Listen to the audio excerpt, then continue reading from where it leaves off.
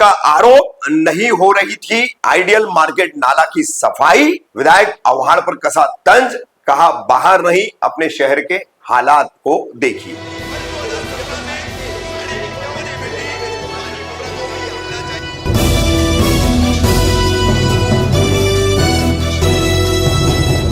रफीक कामदार हिंदुस्तानी reporter में आपका स्वागत है।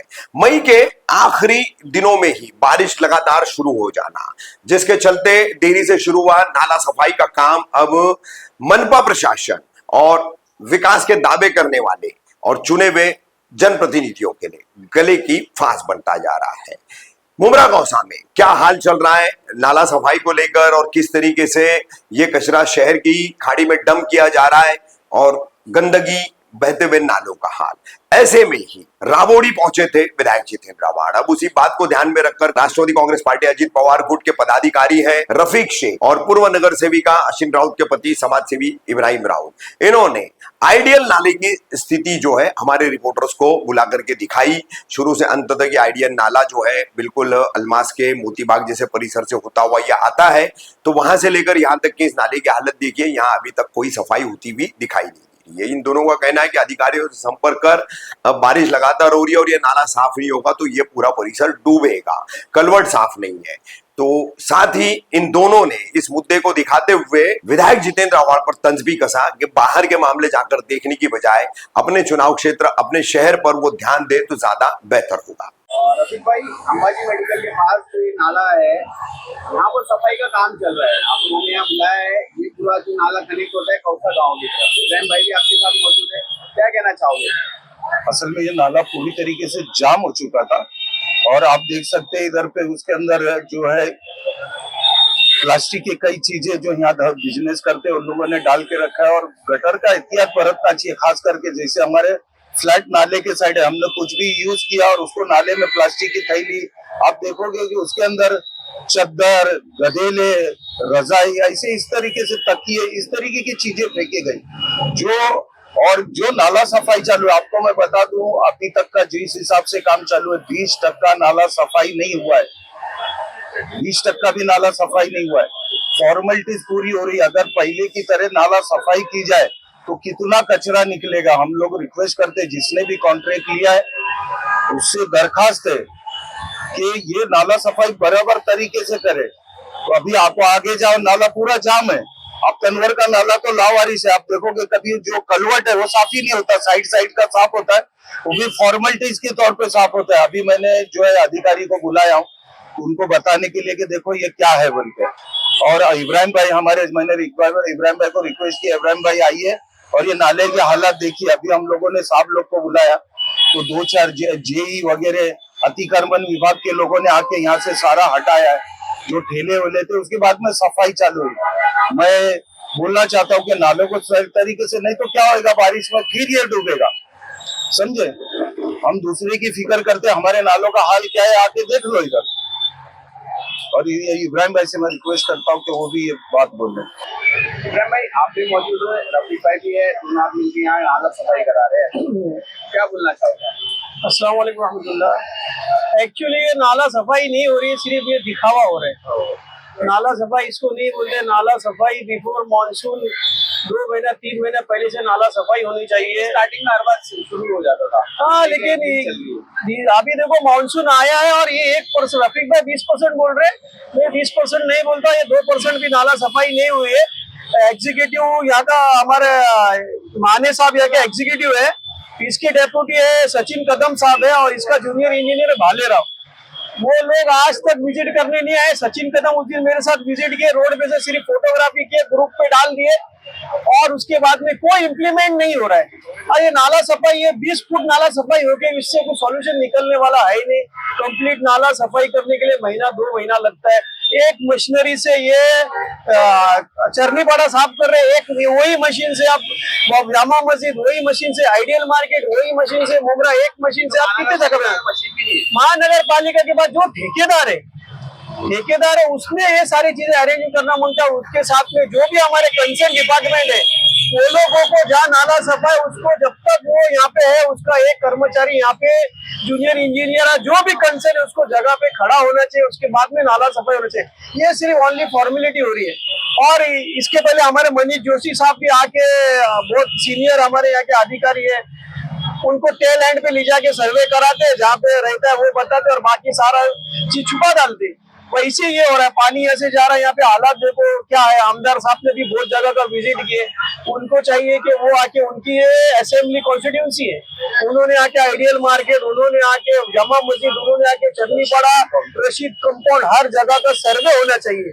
जिस जगह पे आमदार साहब ने अभी विजिट किया उस राबोड़े में, वो तो भी इससे लाख दर्जे साफ था, क्योंकि उसकी वीडियो हमारे हिंदुस्तान रिपोर्टर जनाब हमारे आरके साहब रफीक कामदार ने बताई थी। फिर भी इससे 100% अच्छा साफ था। देखे होंगे पूरा उसमें कोई मलबा नहीं था, कुछ भी नहीं था। वो जो भी डिस्प्यूट होएगा, लेकिन इधर तो दिख रहा है, आपने आंखों से देखा है, तो इधर आके कंसर्न डिपार्टमेंट के साथ आओ, इसको विजिट करो और इसकी कलवट कुछ भी साफ नहीं है। 1% भी नाला सफाई नहीं है। टैलेंट पे कुछ तो भी हुआ होगा, लेकिन यहाँ पे कुछ भी नाला सफाई नहीं हुआ। हम अधिकारी चाहते हैं, सबसे ज्यादा परेशानी है जो नाला सफाई करते हैं, इसका जो कचरा निकलता है वो बाहर रख देते हैं, बारिश के बाद वो रोड तक आ जाता है। सबसे ज्यादा परेशानी उससे हो रही है। तो मैं आपसे पहले रिक्वेस्ट किया ना, मैंने आपसे क्या आपके माध्यम से बताना चाहता हूँ। ये अभी देखो हमारे ये भाई बेचारा खड़ा, ये महापालिका का कर्मचारी एक है, ये यहाँ पे सुबह से भीग रहा है। जहाँ जहाँ ऐसे काम हो रहे हैं ना वहाँ पे इनको ऐसे ऑफिस, ये जो भी काम करने वाला होगा, ऐसे लोगों को कंटिन्यूस खड़ा रखना चाहिए। ये लोग क्या कर रहे हैं मालूम है, आधा घंटा जेसीबी काम करेगा, उसके फोटोग्राफी कर रहे हैं, और जो भी कॉन्ट्रैक्टर है उसको फोटो भेज रहे हैं, उसको लग रहा काम हो रहा है, शाम हो रही है, उसका पैसा ले रहे। हमारे यहाँ जामा मस्जिद पे भी ऐसा सुबह 10 लेबर आए थे, मेरे पास वीडियो कैमरा लगा हुआ है, मैं सब जगह 10 मिनट लोग खड़े रहे, फोटोग्राफी के चल दिए, शाम में कॉन्ट्रैक्टर से जाके पैसा लेंगे। ये ऐसा यहाँ पे काम हो रहा है। तो जो भी कॉन्ट्रैक्टर है यहाँ पे, बिरादर करके है, अभिषेक होगा, जो भी, उन्होंने खुद आके पर्सनल, जब तुम यहाँ पे काम लिए तो तुम विजिट करो, काम करो, और ये कचरा उसको शाम में उठाओ। ये लापरवाही हो रही है। अधिकारी भी खुद नहीं आ रहे, अधिकारी सिर्फ ऑफिस में बैठ के एमबी लिख रहे, एमबी समझ गए ना, वो लिख रहे और बाद में उसका बिल बना के दे रहे। उनका काम नहीं, उनका काम जगह पे आके काम देखना है, हमारा काम उनको सजेस्ट करना है। कचरे को लेकर बात चल रही है, तो कचरे को लेकर एक और मुद्दा होता है। जी जी, जो चूहा पुल है वहाँ पर जो नाले का कचरा हो गया और बाहर जो कचरा रहता है, ये सब जाके वहाँ डंप किया जा रहा है। क्रिस्टल कंपनी हो गई, वहाँ डंप कर रहे हैं। आने वाली, ऐसा अनुभव लगा जा रहा है कि आने वाली बारिश जो आने वाली है काफी ज्यादा तेज आने वाली है। जी तो जी, वो जो कचरा डंप हो रहा है उसकी वजह से आनंद गोलीवाला, नारायण नगर, ऐसे कई अन्य परिसर जो है वो डूब जाएगा, और उसी का यहाँ भी मतलब थोड़ा इफेक्ट तो आएगा। आएगा। तो उसको लेकर आप क्या बताना चाहोगे, जो इलीगल तरीके से डंपिंग किया जा रहा है? तो उसके ऊपर भी बहुत बार अपोज किया गया है। एक्चुअली कैसा है, सब मिलीजुली सरकार है आपस में। अब मैं इसके आगे और क्या बोलूं, हमारे से बड़े नेता है, उनको चाहिए कि उसके ऊपर ध्यान दे। तुम ये कॉन्स्टिट्यूंसी के एमएलए है, तुमने खुद मुमरा शहर के ऊपर ध्यान देना चाहिए। अभी उस दिन भी देखो, थोड़ा सा एक 10 मिनट की बारिश हुई, अमृतनगर में सीधा नाला बहने लग गया रोड पे से। ये नाला सफाई होती है क्या? ये अभी जैसे आपने एग्जाम्पल दी, तो ये हाल क्या होगा? ये सब उसका नतीजा आ रहा है, धीरे धीरे ये सब जगह पे आएगा। तो उसको प्रशासन को भी चाहिए, और यहाँ के हमारे जो आमदार है उनके ऊपर मैंग्रोव से यहाँ पे कचरा डंप कुछ नहीं करना चाहिए, लेकिन फिर भी कचरा डंप हो रहा है। हमने उसकी कल खबर भी चलाई है कि आनंद गोलीवाला ऐसा परिसर बिना प्रशासन के माहिती के ये काम हो सकता है क्या? प्रशासन चाहे तो एक गुटखा भी नहीं बिक सकता है, एक सिगरेट हम नहीं बिक सकता है। राजनीतिक दल का भी हाथ होगा ना इसमें। राजनीतिक का भी, मैं जैसे आपको बोला ना, इनको क्या खबर नहीं होगी क्या? तो इन्होंने चाहिए ना, ध्यान देना चाहिए उस पर। हम तो इसके ऊपर एक्शन लेने के लिए बोलते कितने बार, जैसा कि अभी आपको हम लोग बुलाए, मैं आपके माध्यम से महानगर पालिका को ये सूचित करना चाहता हूँ कि ये जो सफाई हो रही है ये 1% 2% मुश्किल से हो रही है। कलवट में कुछ भी सफाई नहीं हो रही है, पानी अभी वहां पे पास नहीं हो रहा है, ये पानी सब रिटर्न मारने वाला। तो मैं आपके माध्यम से प्रशासन से विनती करता हूँ कि इसको आप आए, इसके साथ में मैन्युअली आदमी भी चाहिए।